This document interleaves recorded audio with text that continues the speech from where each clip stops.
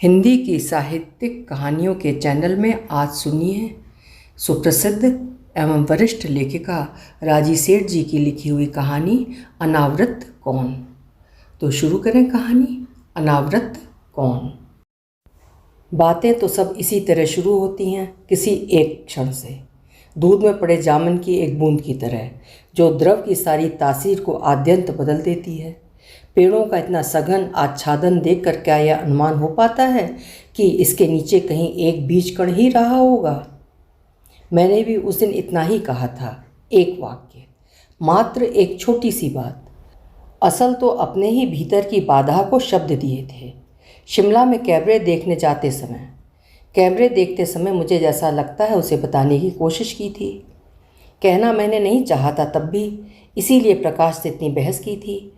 बहस इसलिए नहीं की थी कि मन में कटुता थी, बल्कि इसलिए कि मैं जानती थी कि प्रकाश इसे सहज नहीं लेगा। प्रकाश सदा चीज़ों को ऐसे ही क्यों लेता है, ये मेरी समझ में नहीं आता। क्यों सुख को छीन झपट कर वो अपने अकेले के हवाले कर लेना चाहता है। बांटने का सुख शायद वो नहीं जानता, सब कुछ हड़प लेना चाहता है। हर चीज़ को तोड़ मरोड़ कर अपने सुख साधन में बदल देना चाहता है। परंतु ऐसा होता है क्या? हो पाता है? सुख कितने अनजाने स्रोतों से, कितने अचानक, कितने दबे पांव आ निकलता है वो नहीं पहचानता। कभी कविता की कोई एक पंक्ति, आंख में चमकता कोई अनकहा आग्रह, छोटी सी कोई बात, पगडंडियों पर चुपचाप चलते होना कितना सुख दे जाते हैं। और कभी सागर के सम्मुख सुख के स्वागत के लिए लैस होने पर भी भीतर कुछ नहीं जागता। मुंह और आंखों में केवल रेत किरकिराती रहती है और सागर मुद्राओं को देखने में भी असमर्थ कर देती है। तब वहाँ बैठे रहने की अपेक्षा चले आने का भाव अधिक होता है। उस शाम भी होटल की ढलान से सड़क पर उतरते वो मुझे अत्यधिक उत्फुल्ल लगा था। सर्दी सी उतर आई थी। मैंने अपने कोट की जेब में हाथ धंसा रखे थे। हाथ धंसाने से मेरी बाह का जो अर्धवृत्ताकार सा बन गया था, उसी में अपनी बाह फंसाकर प्रकाश ने कहा था, तुम्हें मालूम है कैबरे की ये टीम पेरिस तक हुआ ही है। Just superb. एक दीर्घ हूँ करके मैं चुप हो गई थी। उसका ध्यान इधर नहीं था। आज बड़ा मज़ा आ रहा है नहीं? कम से कम तुम पूरी की पूरी यहाँ तो हो मेरे साथ। मैं डर गई थी। जितनी सी उसकी पकड़ में थी उतनी भी नहीं रही। उसके चाहे बिना मैं पीछे लौट गई थी, जहाँ से इस प्रकार के डर का बीजारोपण हुआ था। मेरी पूरी की पूरी उसके साथ ना होने का एहसास और लावा उगलती उसकी खींच। हमारी शादी हुए अभी कम ही समय हुआ था। प्रकाश की बड़ी दीदी न्यूयॉर्क से आई हुई थी 8 सप्ताह के लिए। उसके रहने तक शिमला जाने का अपना कार्यक्रम हम लोगों ने स्थगित सा ही रख छोड़ा था। इसके साथ ही घर में एक बड़ी त्रासद घटना घटी थी। प्रकाश के बड़े भैया भारत पाक युद्ध में वीरगति पा गए थे।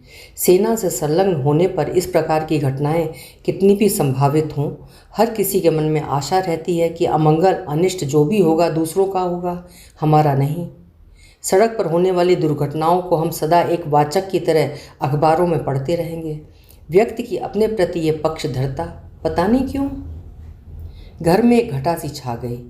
नृत्य के बाद के दिनों में तो एक तरह की भागम भाग रही।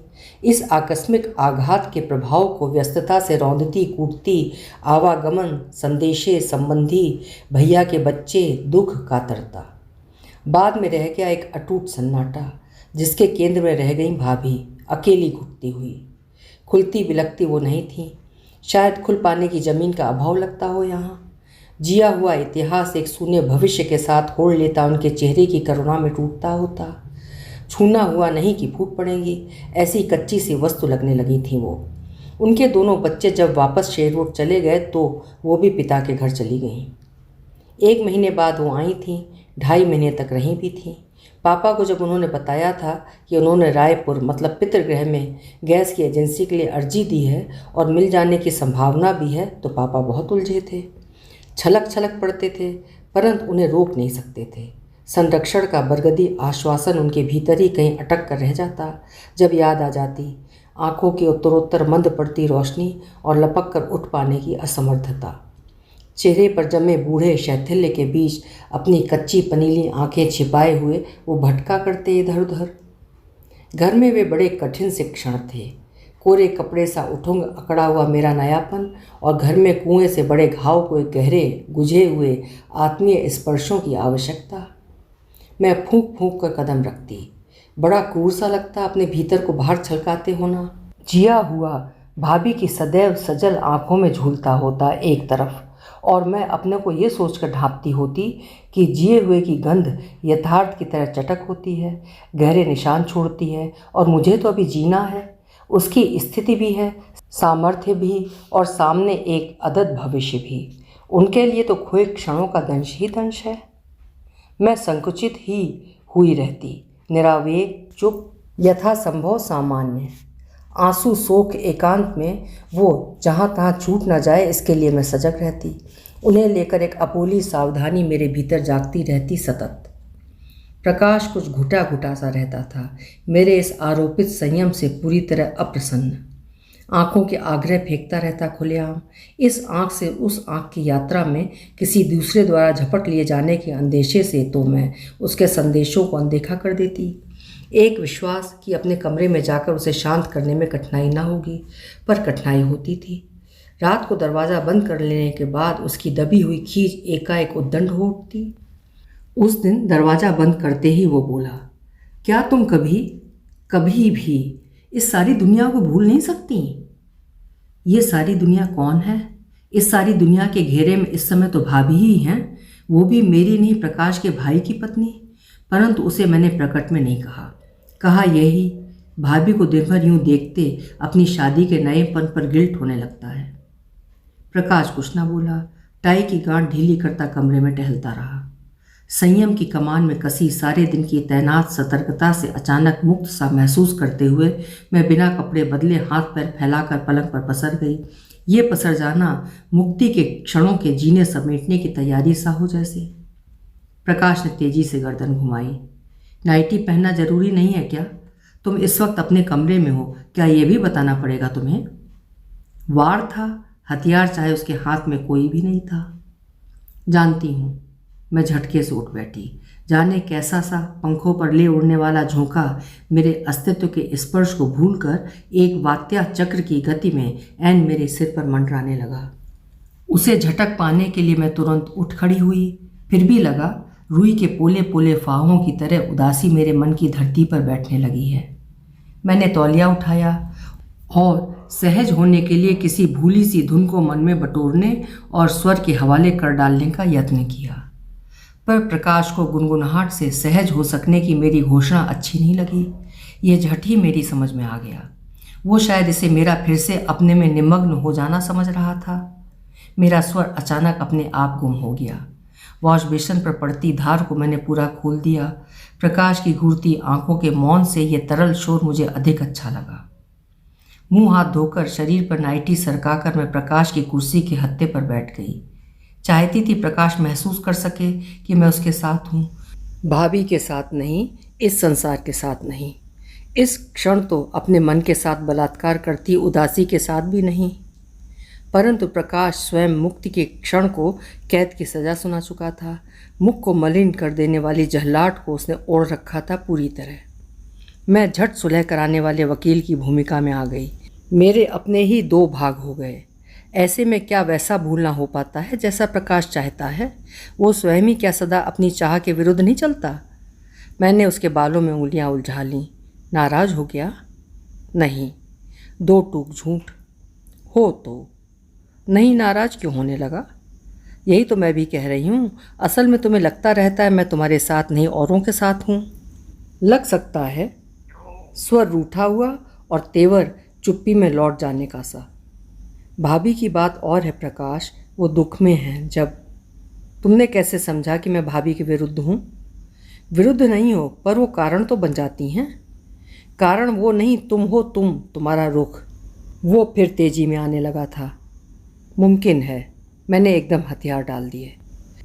उसे अच्छा सा लगा, परंतु दूसरे क्षण एकाएक सहज हो जाने में संभवतः उसे अपने पौरुष की हानि भी लगी। अतः वो निर्विकार बैठा सिगरेट पीता रहा। उस क्षण अचानक मेरा वहाँ से उठ जाने को जी चाहा, परंतु एक बार उसके इतना निकट बैठ गई थी तो अपनी मुद्रा बदल देने का कोई कारण उसके हाथ सौंप देने को तैयार न हुई। वहीं बैठे मैंने अपना हाथ उसके कंधे पर सरका लिया। इस स्पर्श को अधिकार की तरह भोगता रहा, लगभग एक तरफा। ऐसे अधिकार भोग को मात्र सहना ही होता है, वहाँ से कुछ लौट कर नहीं आता, अपने पास से जाता ही जाता है। प्रकाश को रात जितनी मधुर और अधिकारपूर्ण लगी थी, मुझे उतनी असह्य और क्रूर। हाथ प्यार के लिए उठते हों, परंतु स्पर्श इतने फौलादी इस्पाती कि स्वामित्व भोग का हिंसक एहसास ही दे पाते हों। अधिकार की हिंसा को प्यार के चोले में आवृत मैंने पहली बार देखा। डर की नींव शायद उसी रात पड़ी थी। उस हिंसा से न केवल डर ही लगा था, बल्कि मेरा ये विश्वास कि मैं कुछ भी करती रहकर अपने कमरे में अपनी बाहों में घेर कर उसे मना लूँगी, चकनाचूर हो गया था। भाभी के जाने के बाद घर में जैसे ही कुछ सामान्यता आई, प्रकाश ने शिमला जाने का प्रोग्राम बना लिया। अनुमति लेने की अपेक्षा पापा को सूचित करने की औपचारिकता उसने अधिक निभाई। पापा वैसे भी कुछ न कहते, बोले, ज़रूर जाओ बेटा, मेरी फिक्र ना करना, मुझे कुछ नहीं होने वाला। तब नहीं हुआ तो मेजर भैया के निधन के बाद से वो बहुत बिखर गए थे। कपड़ों में डालने वाले नील में मिली कांच की किरचों से मेरे हाथ जख्मी होते देख वो बड़े फड़फड़ाए थे। ओह, क्या इसी देश के लिए मेरा बेटा मारा गया? तब पापा की आंखों के सफ़ेद पनीले कोए फड़फड़ाने लगते थे और उनके होंठ नियंत्रण की कमान के नीचे काँप काँप उठते थे। वो कमजोरी का क्षण, पापा को बिखर पाने की कितनी कठिनाइयाँ थीं। मम्मी होती तो कितना धीरज देने वाली होती है कटीले रास्ते में 4 कदमों की साथ साथ यात्रा। मेरे मन में कहीं कुछ अचानक उमड़ आया। मेरा जी चाहा मैं प्रकाश से लिपट जाऊं। प्रकाश, इस सहयात्रा के आश्वासन के बिना जीवन कितना अधूरा है। परंतु बात शुरू हो पाती है मन में छूटे हुए छोर से। प्रकाश, पापा बेचारे कितने आकुल हैं, एकदम अकेले भी तो पड़ जाते हैं। प्रकाश ने कुछ क्षण रुककर उत्तर दिया, हाँ, पढ़ तो जाते हैं। कल से मंगल कोठी के अंदर रहेगा। वो तो है, परंतु मंगल कितना भी घरेलू हो, है तो नौकर ही। तुम कहीं शिमला न चलने का केस तैयार तो नहीं कर रही हो? एक तलखी उसकी आवाज़ में पारे के स्वभाव की तरह चमकी। नहीं भाई, मैं भी चिढ़ गई, पर पापा के इस दुख में बिल्कुल अकेले पड़ जाने का ध्यान तो जाता ही है। ठीक है, पर क्या किया जा सकता है? हम लोग 10-12 दिन में तो आ ही जाएंगे। यूँ सोचो तो ये संयोग की बात है कि हम यहाँ हैं। मेरी पोस्टिंग कहीं और भी हो सकती थी। होती तो पापा हमारे पास रहते। ओह नो, वो ये कभी नहीं पसंद करते। उन्हें इस तरह लदना पसंद नहीं, और वो इस घर को जी जान से प्यार करते हैं। तब की बात छोड़ो प्रकाश, इस तरह ही ठोकरों से आदमी का जीवन टूट जाता है। अपनी जवानी में ऐसा बुढ़ापा क्या पापा सोच पाए होंगे? और फिर ये घर ही कहाँ रह गया है? यू आर इनकॉरेजिबल, प्रकाश ने हाथ की मैगजीन टेबल पर पटक कर कहा। तुम्हें सोशल वर्कर होना चाहिए था। इतने गहरे आवेश की वजह न समझ पाने के कारण स्तब्ध हो जाना ही अधिक हुआ। सह यात्रा के आश्वासन का एक नन्हा सा आवेग, जो पापा की यातना से शुरू होकर प्रकाश के कंधों पर बिखर जाने के लिए ललक उठाता, वहीं फ्रीज हो गया। किस सूत्र से प्रकाश को पाना होगा, यह सोच मेरे मन में कुलबुलाती रही। शिमला आ जाने पर 3-4 दिन खूब अच्छे बीते थे। स्वामित्व और एकांत अधिकार की धूप में सिके हुए कुरकुरे, भीतर तक सीलन का कोई निशान बाकी नहीं। प्रकाश बहुत बहुत खुश था, उदार भी हो लेता था, अच्छा लगता था। उसे झेलने पाने की आकांक्षा जागती थी। जीने का क्रम ऐसा ही रहे, धूप से सिका, सीलन रहित। पर जीवन में पहाड़ों की एकांत घाटियों में धन देकर खरीदी हुई होटली सुविधाएं ही तो नहीं हैं। उससे मैं ही नहीं, केवल प्रकाश ही नहीं, ज़रा ग्रस्त पापा भी हैं, दुख से टूटी हुई भाभी भी हैं, उनके पितृहीन बच्चे भी हैं, रास्तों पर अचानक साथ चल निकलने वाले जाने अनजाने उत्तरदायित्व भी हैं। कोई सड़क ऐसी नहीं है जहां 2 व्यक्ति आबाद चलते रह सकते हों। क्षण भर को लगा ये सुख एकदम भुलावा है, छलना है। कमीज के बटन बंद करता प्रकाश बोला, किस सोच में पड़ी हो? कुछ नहीं, सच में कुछ भी नहीं। कुछ तो कुछ नहीं, यूं ही क्या कभी कोई चुप नहीं हो पाता? मन पर आया हल्का सा बादल मैंने सयत्न समेट लिया। प्रकाश आज कुछ अतिरिक्त रूप से उत्साहित था। सेसिल में कैबरे देखने का प्रोग्राम बनाया था उसने। अपना परिधान तक चुनने की स्वतंत्रता उसने मुझे नहीं दी थी। मैंने उसे छेड़ते हुए कहा भी था, वहाँ मुझे देख पाने का समय कहाँ होगा तुम्हें।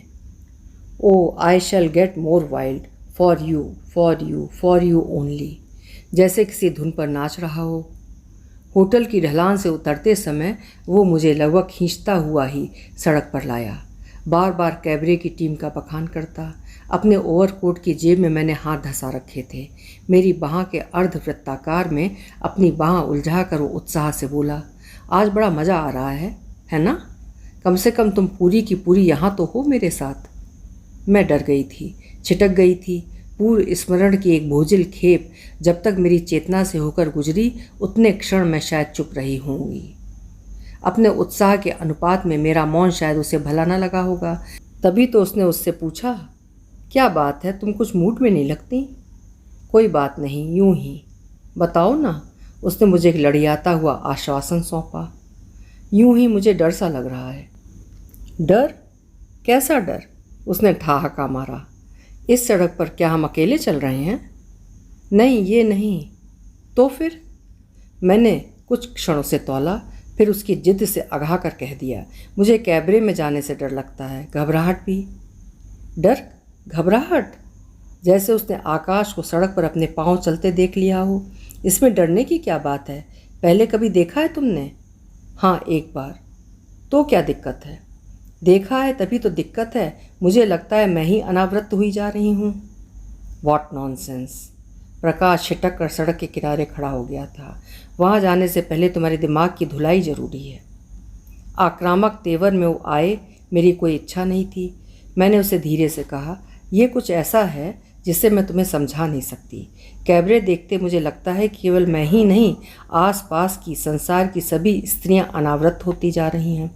एक एक करके उनके कपड़े झड़ते जा रहे हैं और तुम सब उन्हें देख रहे हो आंखें गड़ाए, वहशियों की तरह। कितना घृणित लगता है मुझे ये सब। Shameful, disgusting, foolish. तुम कितनी बेवकूफ़ हो निरी, फुलिश। उसके नंगे होने से तुम कैसे नंगी हो जाती हो? मैं नहीं समझा सकती प्रकाश। सबकी देह, सबकी एनाटॉमी, सब कुछ उघड़ जाता है मेरे सामने। वैसे कौन इसे नहीं जानता? जानते हैं सब, फिर भी हर बाप बाजे बजाकर अपनी बेटी को दामाद के हाथ सौंपता है, जानते हुए कि सारे हिसाब में एनाटॉमी का भी अपना एक हिसाब होगा, फिर भी कोई पर्दा। ये कहते हुए मुझे इस बात का एहसास पूरा था कि मेरी आवाज़ में एक ऐसी तल्खी काँप रही है जिसकी प्रतिक्रिया प्रकाश पर अपने स्वभाव के अनुसार चौगनी होने वाली है। वो यो भी किसी चीज़ को सहज नहीं लेता। अतः मैंने तर्क की अगली कड़ी की असहायता में मोड़ते हुए नरमाई से कहा, मैं मूर्ख हूँ प्रकाश, डर लगता है मुझे। सारी दुनिया। प्रकाश का कठिन होता चेहरा देख मैं अचानक चुप हो गई। वो चाहता तो थोड़ा आश्वासन दिलासा देकर मुझे ले चलता, परंतु मेरी बाह पकड़कर बोला, तो चलो, वापस चलो। कड़वी कठिन आवाज़। क्यों वापस क्यों? इसका ये मतलब तो नहीं कि हम कैमरे देखने न जाएं।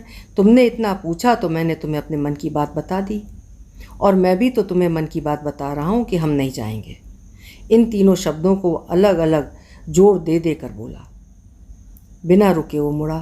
पास से जाते रिक्शा, जैसे पहाड़ों में होते हैं, को उसने रोका और मेरी बाह घसीट कर मुझे उस पर सवार कराया। यदि हम पैदल जाते तो लपक कर गज़ों आगे चला होता। मेरे साथ साथ चलना उसे असह्य लगा होता। गहरा खेद मन में जागा। अपने को कोसा भी, प्लेजर किलर कहना क्यों जरूरी था? फिर ये अप्रसन्नता क्षोभ में बदलती गई। ऐसा भी क्या कि मन की कोई बात उससे न कही जा सके? खींच तब और भी बढ़ी जब उसने संधि के हर यत्न को ठोकर से उछाल दिया। उसे शायद हर आवेग में से निकलने में समय लगता था। मैंने उसे यहाँ तक कहा कि मुझे बहुत भूख लगी है, क्योंकि खाना हम होटल में ही खाने वाले थे, परंतु वो उदासीन रहा। रात भर वो भी करवटें बदलता रहा, मैं भी। सुबह ही आँख लगी थी, अतः दिन चढ़े खुली और वो भी खटपट धर पटक के शोर से वो सामान बांध रहा था। तुम्हें क्या हो गया है प्रकाश? क्या हम वापस जा रहे हैं? हाँ, कहकर वो काम में लगा रहा। चीज़, जैम, क्रैकर्स, ब्रेड, ये सब चीज़ें वो एक असहज उतावली में साथ वाले कमरे में टिके मेहता दंपति को दे आया, जैसे जाने के निर्णय को बार बार रेखांकित कर रहा हो। अमंगल की आशंका से वो कुछ घबराए भी, परंतु जरूरी काम पड़ गया है कहकर प्रकाश ने उन्हें चुप करा दिया। प्रकाश ऐसा करके मुझे दंड दे रहा था, स्पष्ट था। एक निर्मम फैसला, सुलह से इनकार करके, समझने समझाने का कोई मौका न देकर। रास्ता एक बोझिल खामोशी में कटा। वो दिखाता रहा कि उसे नींद आ रही है और मैं दिखाती रही कि मुझे नींद तक नहीं आ रही। घर में पापा पर विचित्र सी प्रतिक्रिया हुई, जैसे समझ ना पा रहे हों कि खुश हों या आशंकित। अनिर्णय के इस क्षण को झेलते हुए कुछ कातर ही अधिक हुए। मन नहीं लगा क्या? उन्होंने सहमते सहमते पूछा, फिर याद करके बोले, कहीं मेरी चिंता से तो जल्दी नहीं चले आए तुम लोग?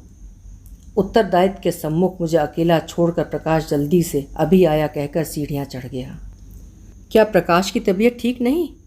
पापा की अनुभवी आंखों में कुछ चुभने सा लगा था। नहीं, हाँ थोड़ी ढीली है। डॉक्टर को बुलवा लो। ज़रूरत होगी तो बुलवा लेंगे, थोड़े आराम से ठीक भी हो सकता है।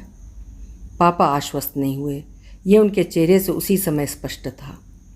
परंतु अंततः मुझे पापा के मुख पर खेलती इन चिंताओं की अवहेलना करनी पड़ी जब लगा कि एक दूसरे प्रकार का संकट सम्मुख है। प्रकाश की चुप्पी अटूट थी। वो घर में उतना रहता जितना आवश्यक होता, बातचीत जितनी होती खाने के टेबल पर, ये जताते हुए कि ये कृपा पापा की उपस्थिति के कारण मुझे दी जा रही है। 2-4 दिन ऐसे ही चला। मेरे मन को ये बात दिलासा दिए रही कि कोई भी बात अपनी आवेगात्मकता के अनुपात में समय के साथ मध्यम पड़ जाती है। भीतर एक सहज विश्वास भी था कि कभी किन्हीं शांत क्षणों में समझाया जा सकेगा कि मेरा दृष्टिकोण, उसका दृष्टिकोण या किसी का भी दृष्टिकोण स्वीकार लेना आवश्यक नहीं, पर समझना आवश्यक है। अपना नहीं तो दूसरे का मानकर उसे समझा जा सकता है और उसकी दूसरे के व्यक्तित्व के साथ एक संसिद्धि भी देखी जा सकती है। प्रकाश के भीतर दृष्टिहीन क्रोध था, जिसे जमता देखकर अपने भीतर आकार लेती गांठ में अपनी उंगलियां धसाए रखने का यत्न मैं करती रही। कड़वाहट मेरे मन में थी तो प्रकाश की ओर से शीत युद्ध की स्थिति बनाए रखने के कारण। उस दिन नहीं रहा गया तो मैंने आंखों पर ढके उसकी बाह को बलात् हटाने की कोशिश करते हुए कहा, तुम थक नहीं गए प्रकाश? उसने अपना हाथ छुड़ाकर करवट बदल ली। ऐसे रह पाना कितना मुश्किल है, आखिर ये कब तक चलेगा? तुम्हारी मेहरबानी रही तो इस बात पर, नहीं तो किसी दूसरी बात पर चलेगा। चुभा तो सही, फिर भी उस अंतराल के बाद उसके कुछ भी बोलने की स्थिति सुख कर लगी। समझ जाएंगे तो किसी बात पर नहीं चलेगा, समय तो लगता ही है। नहीं, या तो पूरा समझा जा सकता है या बिल्कुल भी समझा नहीं जा सकता। तो पूरा समझ लो या समझा दो। न जाने कहाँ से आमोद का भाव मेरी जबान पर चढ़ बैठा। नामुमकिन, तुम्हारे साथ एकदम नामुमकिन। You always make me feel small. तुम्हारे आतंक में मैं नहीं रह सकता। हर वक्त ये समझाया जाना कि मैं गलत हूँ, सिर्फ मैं ही गलत हूँ। तुम्हारे सो कोल्ड सिद्धांतों की मुझे परवाह नहीं। तुम you can take them away with you, I damn care. आहत हुई भी थी तो भी हाथ आए सिरे को छोड़ देना मैं नहीं चाहती थी। मेरे उस दिन के कहने से तुम यही समझे हो? मैंने प्रश्न ही किया। वो भड़क गया। हाँ, तुम्हारी समझ मेरी समझ नहीं हो सकती, भगवान न करे कभी हो। होटल में नाच करती जूली मेरे लिए तुम नहीं हो सकती। It's absurd.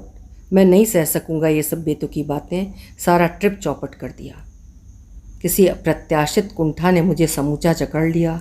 आगे बढ़कर प्रकाश को छेड़ सकने का साहस टूट सा गया लगा।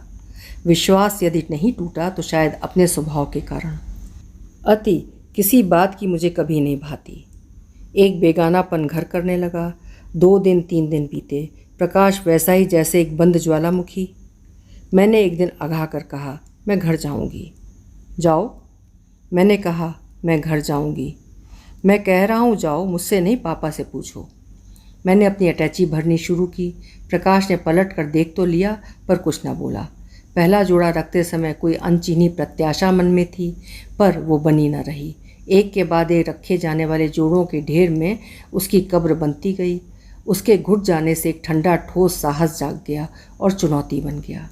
अटैची का कवर बंद करते सभी प्रत्याशाओं के मुंह ढक गए, जिन्हें किसी तेज नुकीली आवाज़ के बिना अनावृत करना कठिन होता है। माँ बाबूजी को समझाने में कठिनाई नहीं हुई थी कि आने की पूर्व सूचना क्यों नहीं दी। सरप्राइज़ देकर खुश करना चाहती थी। सुनकर वो संतुष्ट हो गए थे, बल्कि पूछा भी, इस चूहल से ससुराल में कैसे काम चलता है? वहाँ चूहल है कहाँ? मैं कह तो गई पर झट जोड़ दिया, असल में मेजर भैया के कारण सब ठंडा पड़ा रहता है। माँ जाने क्या क्या कब कब की किस किस की बातें सुनाती रहीं। 2-1 दिन तो मैं जी भर कर सोई थी, जैसे अचानक वर्षों बाद राहत मिली हो। बाद में उस राहत में फांस लगने लगी। कोई पत्र नहीं, पैगाम नहीं। माँ ने पूछा तो कह दिया, प्रकाश से शर्त लगाकर आई हूँ कि कितने दिन पत्र के बिना रहा जा सकता है। माँ उस समय गंभीर नहीं थी, फिर भी उन्होंने बहुत गहरी आंखों से मुझे देखा। माँ, असल में हुआ ऐसा, और आगे कुछ न कुछ आए बाएं। उस रात डर लगा था कि यदि स्थिति यूं ही बनी रही तो। कल्पना आतंकित करने लगी। मैंने उसी दिन प्रकाश को एक पत्र लिखा, फिर 1-1, 2-2 दिन के अंतराल में लिखती रही, परंतु कोई उत्तर न आया। और एक दिन अचानक सुबह सुबह पापा आ पहुँचे। माँ बाबूजी एकदम अचंभे में आ गए और एकदम व्यस्त से हो उठे। पापा ने भीतर तक मुझे देखा, शायद मेरी आंखों में फड़कती याचना कातरता भी। झट बोले, जब से गोविंद गुजरा है मैं घर से नहीं निकला हूँ, सोचा मैं ही बहू को लिवा लाऊं। मैं भीतर तक छलछला गई। ओ पापा, पापा, मैं पैर छूते छूते उनके साथ सट गई और बेतहाशा रो पड़ी।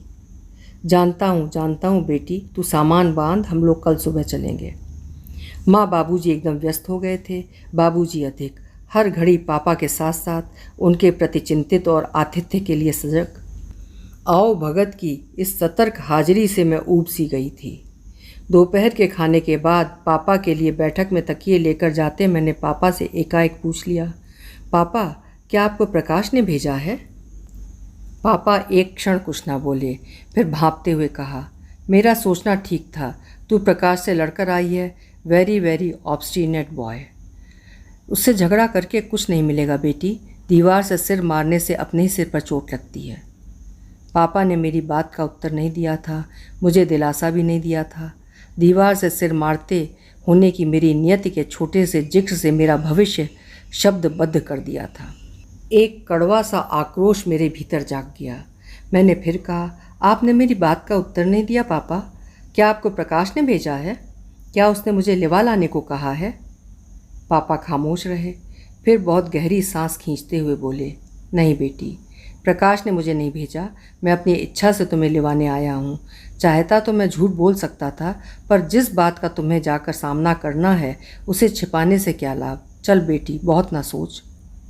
पापा यद्यप सामने ही बैठे थे, फिर भी उनका चेहरा क्षण भर को मेरे सामने से गुम हो गया और प्रकाश स्थानांतरित हुआ।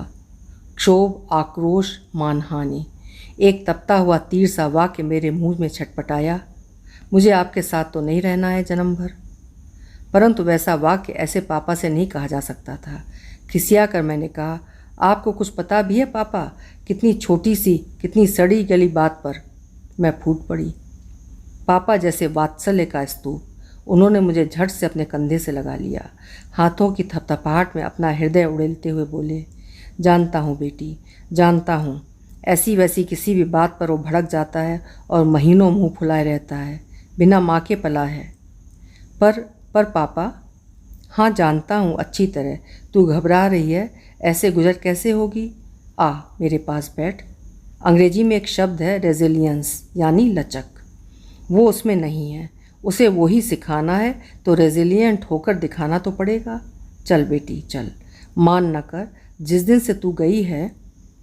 किसी तेजस्वी लीनता में चमकता पापा का विचारशील चेहरा अचानक पानी की परतों के किनारे आकर खड़ा हो गया। नहीं पापा नहीं, मैं वैसा कुछ नहीं सह सकती थी। पापा की वैसी आंखें मरे कबूतरों के पनीले कोए की याद दिलाने वाली, कच्ची मटमैली। पापा ने मुझे घेर लिया। चल बेटी चल, घर खाने को दौड़ता है, घर में प्रकाश ही तो नहीं है ना। मैं कहना जरूर चाहती हूँ कि उस घर में मेरा रिश्ता प्रकाश के कारण ही तो है, परंतु पापा को देखते हुए ये बात मुझे झूठ लगती है, एकदम झूठ। मुझे सचमुच लगता है मैं पापा के कारण वापस जा रही हूँ, पापा के ही कारण एक दीवार से सिर फोड़ने को कृत संकल्प होकर। और मुझे अचानक लगा, पापा प्रकाश के तीरों की नुकीली चोटों के और मेरे बीच खड़े हैं, मुंह ढके हुए, पूरी तरह सुरक्षित किए हुए। अनावृत अकेला कोई है तो प्रकाश, गुन्नाता, भुनभुनाता, सुख के लिए हाथ पैर पटकता और पा सकने के कौशल और चतुराई से पूरी तरह अपरिचित, अकेला, पागल, जिद्दी बच्चा। क्या हुआ है मुझे अचानक कि मैं फुर्ती से सामान बांधने लग गई हूँ। अभी आप सुन रहे थे राजी सेठ जी की लिखी हुई कहानी अनावृत कौन। आशा है आपको कहानी ज़रूर पसंद आई होगी। आपसे अनुरोध है, अगर आप मेरे नियमित श्रोता हैं या कभी कभी मुझे सुनते हैं या फिर आज पहली बार सुन रहे हैं, मेरे चैनल्स को प्लीज़ सब्सक्राइब ज़रूर करिएगा और कहानियों को लाइक और शेयर भी करिएगा। आपको बहुत बहुत धन्यवाद। कल फिर मिलेंगे।